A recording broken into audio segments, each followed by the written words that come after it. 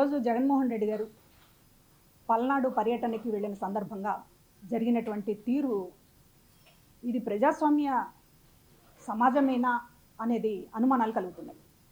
ఎందుకంటే పోలీసు వ్యవస్థని అందరూ గౌరవిస్తారు. మనిషికి సామాన్యుడికి ఒక రూలు, మాజీ ముఖ్యమంత్రులకు ఒక రూలు, లేకపోతే రాజకీయ నాయకులకు ఒక రూలు అనేటటువంటిది ఉండదు. పోలీసులు అనుమతి ఇవ్వలేదు అని అంటే ఎవరైనా సరే కోర్టుకు వెళ్ళి పర్మిషన్ తెచ్చుకొని ఆ కండిషన్స్ ప్రకారం యాత్రను కొనసాగిస్తారు. ఇప్పటిదాకా చూసినటువంటి రాజకీయం ఇది ఆంధ్రప్రదేశ్. కానీ పోలీసులు పర్మిషన్ ఇవ్వకపోతే ఏంటి, మా బల ప్రదర్శన మేము యథావిధిగా చేస్తాము అనేటటువంటి స్థాయిలో ఈరోజు జగన్మోహన్ రెడ్డి గారు రెచ్చగొడుతున్నారు ప్రజలని. అంటే ఏమి ఆశించి రెచ్చగొడుతున్నారు? గతంలో మీరు లోకేష్ పాదయాత్ర చేసినప్పుడు ఆంక్షలు పెడితే మేము అన్నిటినీ బ్యారికేడ్స్ని దాటుకుని మేము మా యాత్ర కొనసాగిస్తామని ఆయన అనలేదు.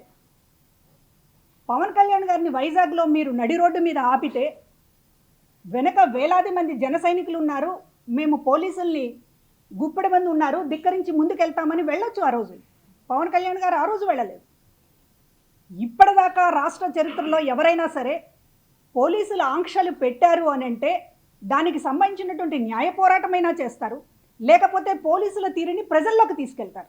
అంతే తప్ప గుంపులు గుంపులుగా వచ్చి మీరు రూల్స్ పెడతారా, మేము వైలేట్ చేస్తాం అనే కవ్వింపు చర్యలకి పాల్పడడం అనేటటువంటిది. అందుకే జగన్మోహన్ రెడ్డి గారికి బాధ్యత లేదు అనేది. బాధ్యత లేని నాయకుడు ఈ చరిత్రలో ఎవడైనా ఉన్నాడు అంటే జగన్మోహన్ రెడ్డి గారు మాత్రమే. ఎందుకంటే ప్రొటెక్షన్ అనేటటువంటిది పోలీసులు ఇచ్చేటటువంటిది. ఈ రాష్ట్ర ప్రజల్ని జగన్మోహన్ రెడ్డి గారు కాపాడడం లేదు, వైసీపీ నాయకులు కాపాడడం లేదు. అది దొంగతనం కావచ్చు, గంజాయి కావచ్చు, మరొక నేరం కావచ్చు, పోలీసులు కాపాడాల్సింది. మీరు ఒక మాజీ ముఖ్యమంత్రి స్థానంలో ఉండి మేము పోలీసులను లెక్క చేయము అనేటటువంటి ధోరణిలో వెళ్తే రేపు ఒక దొంగ వెళ్తాడు, ఒక గంజాయి నేరస్తుడు వెళ్తాడు, ఒక మాఫియా డాన్ వెళ్తాడు, ఒక భూ ఆక్రమణదారుడు వెళ్తాడు. పోలీసుల్ని లెక్క చేయకుండా ఉండేటటువంటి కల్చర్ని మీరు నేర్పుతున్న తర్వాత ఒక పొరపాటు చేశారు. తెనాలికి వెళ్ళి రౌడీ షీటర్లకి వాళ్ళు ఒక స్వాతంత్ర సమర యోధుల్లాగా వాళ్ళని కీర్తించి వచ్చారు. అక్కడ పోలీసుల వ్యవస్థకు సంబంధించి చాలా పెద్ద పొరపాటు చేశారు.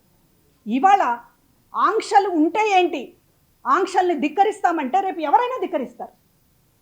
ఆంక్షలు అనేటటువంటి మాకు కాదు అని ప్రతి నేరస్తుడు అనుకుంటే ఈ రాష్ట్రం ఏమైపోతుందో ఆలోచించాలి. రేపు 21వ తారీఖున ప్రపంచ రికార్డు సృష్టించడానికి ఆంధ్రప్రదేశ్ పేరుని, ఆంధ్రప్రదేశ్ క్రెడిబిలిటీని ప్రపంచానికి చూపించాలనేటటువంటి ఉద్దేశంతో ప్రతిష్టాత్మకంగా యోగా డే చేసుకుంటూ ప్రధానమంత్రి గారిని పిలుస్తున్నటువంటి సందర్భంలో ఈ వయలేషన్ ఆఫ్ రూల్స్ అనేటటువంటి దాన్ని ఒక సిద్ధాంతంగా, ఒక ఫిలాసఫీగా జగన్మోహన్ రెడ్డి గారు వరుసగా ఇంప్లిమెంట్ చేస్తున్నారు అంటే దాని అర్థం ఏమిటి? ఈ రాష్ట్రంలో శాంతి భద్రతల్ని దెబ్బతీయదలుచుకున్నారా? శాంతి భద్రతలు పోలీసుల అదుపులో ఉండకూడదని చెప్పదలుచుకున్నారా? మాస్ సైకాలజీ మీకు తెలియదా? పిరికివాడు కూడా గుంపులో ఉంటే రాయలేస్తాడు. పొదిలిలో ఏం జరిగింది? ఎందుకు పోలీసులు ఈరోజు మీకు ఆంక్షలు పెట్టాల్సి వచ్చింది? పొదిలిలో రాళ్ళు రువ్వారు, చెప్పులు ఇసిరారు, వీడియోలు దొరికినాయి. ఒక కంట్రోల్ లేనటువంటి బల ప్రదర్శనకి మీరు పదే పదే పాల్పడుతున్నారు. పరామర్శలు కాదవి. ఒక రైతును పరామర్శిస్తే దానికి ఒక పద్ధతి ఉంటుంది. ఏ పొలిటీషియన్ అయినా ఒక పద్ధతిగా వ్యవహరిస్తున్నాడు. పద్ధతి పాడు లేకుండా కేవలం మీ స్వార్థం కోసం బల ప్రయోగం, ఎమోషన్స్ని రెచ్చగొట్టడం, రకరకాల సెక్షన్స్ అన్నింటినీ కూడా రోడ్ల మీదకి తీసుకురావడం, వాళ్లతోటి ఒక ఉన్మాదంగా వ్యవహరింప చేయటం. ఇవాళ ఇద్దరు మీ దీంట్లో చనిపోయారు. కాన్వాయ్ యాక్సిడెంట్ అయ్యి ఒక వ్యక్తి చనిపోయాడు. ఒక కార్యకర్త సొమ్మసిల్లిపోయి మీ కాన్వాయ్ దగ్గర తోపులాట్లో గుండె ఆగిపోయి చనిపోయాడు. మీరు మీడియాతో మాట్లాడుతున్నప్పుడు కనీసం ఆ ఇద్దరికి సంతాపం కూడా తెలియచేయకపోవడం అనేటటువంటిది మీ దౌర్భాగ్య రాజకీయానికి ఉదాహరణ కాదా అని అడుగుతున్నాం. ఎంతసేపటికి మీ స్వార్థ రాజకీయమైనా, మీ బల ప్రదర్శనైనా జగన్మోహన్ రెడ్డి గారి చరిష్మా తగ్గలేదు అని మీకు మీరు ధైర్యం చెప్పుకోవడానికి చేస్తున్నారా, లేకపోతే ఎవరినన్నా ఇంప్రెస్ చేయడానికి చేస్తున్నారా, మీ ఉనికిని కాపాడుకోవడం కోసం చేస్తున్నారా?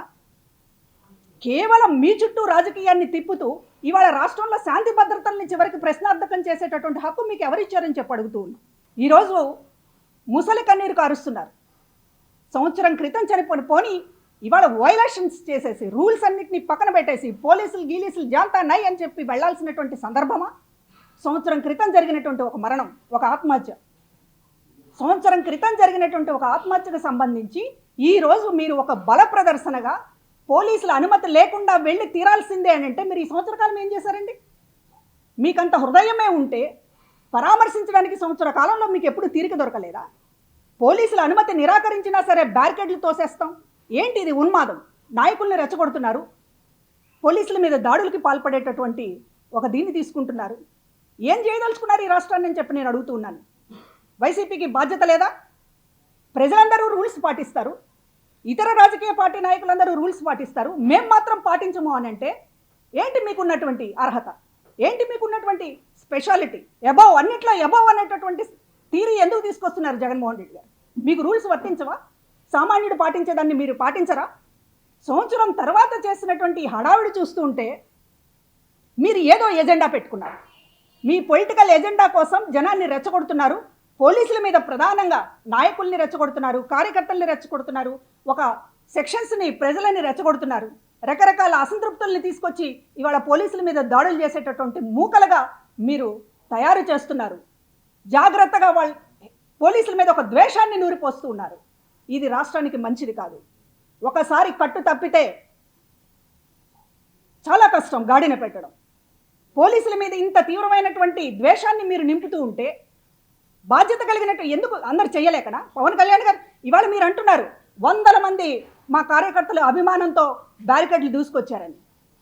10 మంది కార్యకర్తల్ని పేరు పెట్టి పిలవలేని జగన్మోహన్ రెడ్డి గారికే ఇంతమంది కార్యకర్తలు ఉంటే 40 ఏళ్లుగా తెలుగుదేశం పార్టీ జెండాని మోసినటువంటి కార్యకర్తను ఆ రోజు లోకేష్ పాదయాత్రను అడ్డుకుంటే బ్యారికేడ్లు దూకి రాలేరా? పవన్ కళ్యాణ్ గారు వెనుకున్నటువంటి ప్రాణాలు ఇచ్చేటటువంటి జన సైనికులు ఆ రోజు బ్యారికేడ్లు దాటి రాలేరా? ఆ రోజు ఎందుకు పాటించారు రూల్స్? నాయకుడు ఇక్కడ రూల్స్ పాటిస్తున్నాడు కాబట్టి కార్యకర్తలు పాటించారు. ఇక్కడ మీరు పోలీసులు అయితే ఏంటి చొక్కా పట్టుకుందామనేటటువంటి పద్ధతిలో మీరు రెచ్చగొడుతున్న తర్వాత, పోలీసుల్ని బండ బూతులు తిడుతున్న తర్వాత, గుడ్డలి పదిస్తామని మాట్లాడుతున్న తర్వాత, సప్త సముద్రాలు దాటిన తర్వాత అయినా ఈడ్చుకొస్తామని మాట్లాడిన తర్వాత ఈ రాష్ట్రంలో లా అండ్ ఆర్డర్ ఎలా అమలవుతుందో మీరు చెప్పండి. బాధ్యత లేదా మీకు? ఒక మాజీ ముఖ్యమంత్రి చేయాల్సినటువంటి పనులేనా? రాజకీయం కోసం ఎంతకైనా తెగిస్తారా? ఈరోజు మీరు మాట్లాడుతూ ఉన్నారు మీడియాతో, నాకు చాలా ఆశ్చర్యం వేసింది. మీ పార్టీలో ఉన్నటువంటి కమ్మ సామాజిక వర్గం నాయకులందరి పేర్లు చెప్తా ఉన్నారు. గుర్తుందా జగన్మోహన్ రెడ్డి గారు? ఒక లావు శ్రీకృష్ణదేవరాయలు గారు గుర్తున్నారా? ఇప్పుడు ఎంపీ నరసరావుపేట. ఒక మర్రి రాజశేఖర్ ఎమ్మెల్సీ గుర్తున్నారా? ఒక వసంత కృష్ణప్రసాద్ మైలవరం ఎమ్మెల్యే గుర్తున్నారా? ఒక గరటయ్య ప్రకాశం జిల్లా సీనియర్ నేత గుర్తున్నారా? ఒక వాసిరెడ్డి పద్మ గుర్తుందా? విజయమ్మ గారు వాసిరెడ్డి పద్మకి నువ్వు పార్టీ పెట్టినప్పుడు ఇవ్వాల్సినటువంటి సీటు ఫస్ట్ ఎమ్మెల్సీ అని, ఎన్ని ఎమ్మెల్సీలు పోతే ఎన్నిసార్లు అన్యాయం చేస్తారయ్యా ఆమెకి అని చెప్పి నిన్ను నీ సజ్జలని నిలదీసింది వాస్తవం కాదా? ఎందుకు ఇవ్వలేదు? కమ్మ సామాజిక వర్గంలో పుట్టడమే పాపమా? ఇవాళ అంటూ ఉన్నారు ఏంటి, ఇందాక ఆయన ప్రెస్ మీట్లో మాట్లాడినటువంటి మాట, కమ్మవారు వైసీపీలో ఉంటే చంద్రబాబుకు అభ్యంతరమా అని అడుగుతూ ఉన్నారు. కమ్మవారు వైసీపీలో ఉంటే అభ్యంతరం జగన్మోహన్ రెడ్డి గారికి, ఇంకెవరికి కాదు. ఏమి పాపం చేశారని లావు కృష్ణదేవరాయల్ని, వసంత కృష్ణప్రసాద్ని, మర్రి రాజశేఖర్ని మీ కమ్మ వ్యతిరేక విష కౌగిలిలో ఊపిరాడకుండా చేసి ఉక్కిరి బిక్కిరి చేసి బయటకు వెళ్ళేలా చేసింది మీరు కదా? ఇవాళ మీరు కమ్మవాడు అనేది పోయింది, కమ్మవారు అని చెప్పి మాట్లాడుతుంటే మీరు రూట్ మార్చారా? లేకపోతే అమ్మని కమ్మని దెబ్బ అనేటటువంటిది పాఠం నేర్చుకున్నారా? ఇవాళ కమ్మ నాయకుల ప్రస్తావన ఎందుకు తీసుకొస్తున్నారు మీరు చాలా మాట్లాడుతున్నారు. ఇప్పుడు అపోజిషన్లో ఉన్నప్పుడు కమ్మ సామాజిక వర్గం నాయకులని దువ్వటం, ఉసిగొల్పడం మీకు వెన్నతో పెట్టిన విద్య. అధికారంలోకి వచ్చిన తర్వాత కమ్మ సామాజిక వర్గం నాయకుల్ని కాలు కింద తొక్కి పట్టడం మీ సహజ స్వభావానికి, మీ నైజానికి నిదర్శనం.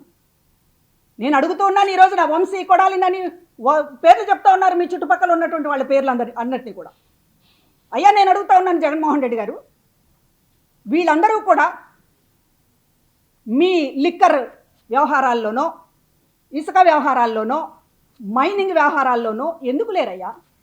బండబూతులు తిట్టడంలో ఎందుకున్నారు? కేసుల పాలు ఎందుకు అవుతున్నారు?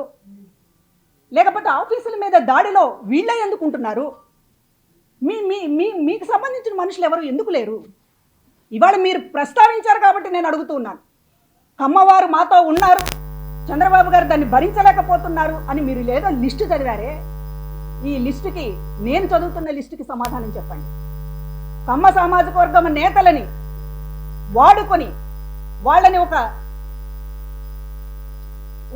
సమాజానికి పనికిరానటువంటి వాళ్ళుగా మార్చి అందరితో ద్వేషించేటటువంటి స్థాయికి తీసుకువెళ్ళి మీ పబ్బం గడుపుకొని ఇవాళ వాళ్ళని ఎంత నరకప్రాయం చేశారో జీవితం అక్కడ ఉన్నటువంటి వాళ్ళకి తెలియదా అని అడుగుతున్నా. మీరు మాట్లాడేటటువంటి ప్రతి మాట వెనుక ఒక మోసం, ప్రతి మాట వెనుక ఒక దగ ఈరోజు కనబడుతూ ఉన్నాయి. ఇవాళ పరామర్శకు వెళ్తూ ఉన్నారు, మీ రాజకీయ ప్రయోజనాల కోసం పరామర్శ చేస్తున్నారు. నేను అడుగుతూ ఉన్నాను, వైఎస్ఆర్ కాంగ్రెస్ పార్టీలో జీవితాలు తలకిందులైనటువంటి కార్యకర్తలని మీరు ఎప్పుడైనా గుర్తు చేసుకున్నారా?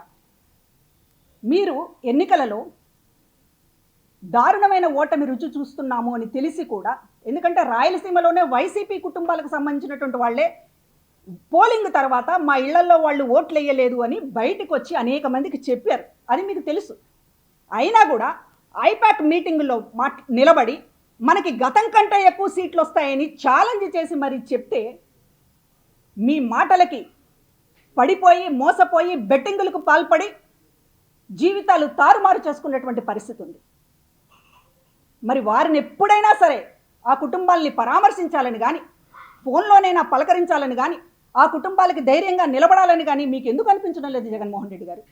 మీకు రాజకీయం అవసరమైనప్పుడు పరామర్శ గుర్తొస్తుంది, సంవత్సరం తర్వాత 2 సంవత్సరాల తర్వాత కూడా ఒక చావుని రాజకీయం చేయడం ఎలాగనేటటువంటిది మీరు పావులు కదపగలరు. కానీ ఒక కార్యకర్త కుటుంబం రోడ్డున పడింది అని మనసుకి కించిత్ కూడా బాధ లేకపోవడమే మీ రాజకీయ పతనం. ఇవాళ మాట్లాడుతూ ఉన్నారు, కమ్మవారు మాతో ఉన్నారు. కమ్మవారు అంట, వారు ఎప్పుడయ్యారు కమ్మవారు? ఆంధ్ర రాజధాని కమరావతి అన్నారే. ఒక సామాజిక వర్గాన్ని మిగతా కులాలందరూ ద్వేషించేటట్లు ఒక చాలా గొప్ప ఎఫర్ట్స్ పెట్టారే, అప్పుడు ఏమైంది కమ్మవారి సంగతి? ఎలక్షన్ కమిషన్కి కమ్మ కులాన్ని అంటగట్టినప్పుడు ఏమైంది మీ రాజనీతి? మీ స్టేట్స్మెన్ నేను ఒక బాధ్యత కలిగినటువంటి ముఖ్యమంత్రి స్థానంలో ఉన్నాను అనేటటువంటి కనీసం సోయి ఆ రోజున ఏమైంది? ఇవాళ తలకిందులయ్యేటప్పటికీ తన పక్కన ఉన్నటువంటి ఒకళ్ళు ఇంకొకళ్ళు జైల్లో ఉన్నటువంటి వాళ్ళని తలుచుకుంటూ వీళ్ళందరూ నాతో ఉన్నారు కనుక చంద్రబాబు గారికి డైజెస్ట్ అవ్వడం లేదనేటటువంటి పద్ధతిలో మాట్లాడుతున్నారు. ఒక కులం మీద ద్వేషం రంగరించి నూరిపోసినటువంటి ముఖ్యమంత్రి ఈ దేశ చరిత్రలో బహుశా జగన్మోహన్ రెడ్డి తప్ప మరొకళ్ళు లేరు. ఎందుకంటే ముఖ్యమంత్రి స్థానం అనేది పవిత్రంగా భావిస్తారు. ఈ సమాజంలో బ్యాలెన్స్గా వ్యవహరించాలి, ఈ సమాజాన్ని ముందుకు తీసుకెళ్ళాలి, అందరినీ కలిపి ఉంచాలి అనేటటువంటిది ఎవరైనా ఆలోచిస్తారు, ఏమైనా పొలిటీషియన్ అయినా సరే. కానీ జగన్మోహన్ రెడ్డి గారికి పొలిటీషియన్ లక్షణాలు లేవు. ఒక ముఖ్యమంత్రి స్థానంలో పొరపాటున కూర్చున్నారు కనుక ఈ రోజున ప్రజలకు సంబంధించినటువంటి ఎప్పుడు కూడా ఆయన బాధ్యతగా వ్యవహరించడం లేదు. కులాల కుంపట్లు రాజేయడం, అవసరమైతే జుట్టు పట్టుకోవడం, అవసరమైతే తొక్కేయడం, కుదరదు అనుకున్నప్పుడు ఇప్పుడు అపోజిషన్లో ఉన్నప్పుడు మళ్ళీ కమ్మవాళ్ళు ముందుకు వచ్చేసి చంద్రబాబు మీద పోరాడాలి కాబట్టి మా అవినేష్, మా రఘురాము, మా శంకర్రావు ఎప్పుడు గుర్తొచ్చారండి వీళ్ళు మీకు? ఏమైంది వాసిరెడ్డి పద్మకు మీరు చేసినటువంటి ద్రోహం? మర్చిపోతారనుకుంటున్నారా? ఏంటి నేను చేసినటువంటి పాపం? కమ్మ కులంలో పుట్టడమేనా నేను చేసినటువంటి పాపం? అంత వ్యతిరేకత ఉండొచ్చా? ఒక రాజకీయ పార్టీ నడిపేటటువంటి వాడికి కులాల వారీగా చీల్చి చెండాడి ఎవడిచ్చాడు మీకు హక్కు? జనం ఉన్నారు కదా అని జనాన్ని గోతులో పాతి పెట్టేటటువంటి పద్ధతులు అవలంబిస్తే మాత్రం ఆల్రెడీ మీకు చెప్పు దెబ్బలు చూపించారు. మీరు 11 సీట్లకి పడిపోవడం అంటే మీరు గొప్ప ఫెయిల్యూర్ లీడర్. జగన్మోహన్ రెడ్డి గారు అంత ఫెయిల్యూర్ లీడర్. ఇంత జనాభిమానం ఉన్నప్పటికీ కూడా ఘోరమైనటువంటి ఓటమిని రుచి చూశారు అంటే ఇంత ఫెయిల్యూర్ లీడర్ బహుశా చరిత్రలో ఎవరు ఉండరు. పడతారు, లేస్తారు, ఓడతారు, గెలుస్తారు, అది కాదు. జనాభిమానాన్ని ఉంచుకొని కూడా పడిపోతున్నాడు అంటే నీ వ్యక్తిత్వం అలాంటిది అనేటటువంటిది చెప్పకనే చెప్తోంది.